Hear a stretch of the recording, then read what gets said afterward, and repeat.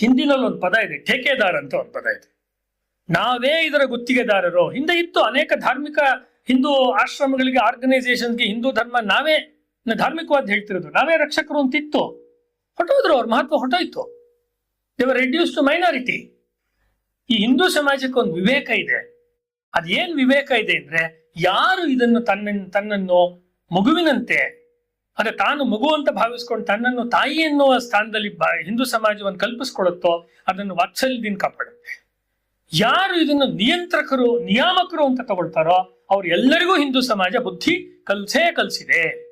ಅದಕ್ಕೆ ಹಿಂದಿನ ಶತಮಾನದ ಒಂದು ಉದಾಹರಣೆ ಕೊಟ್ಟೆ. ಅದಕ್ಕೆ ಈಗಿರುವ ನಮ್ಮ ದೇಶದ ಬಹಳ ಪ್ರಮುಖವಾದ ಸಂಘಟನೆ RSS, ಅದ್ರ ಬಗ್ಗೆ ನನಗೆ ತುಂಬಾ ಪ್ರೀತಿ ಇದೆ, ತುಂಬಾ ಅಭಿಮಾನ ಇದೆ. ಆದ್ರೆ ಅದು ದಾರಿ ತಪ್ಪಬಾರದು ಅಂತ ಎಚ್ಚರಿಸುವುದು ಒಬ್ಬ ಹಿಂದೂ ಇಂಟೆಲೆಕ್ಚುಯಲ್ದೇ ಕೆಲಸ.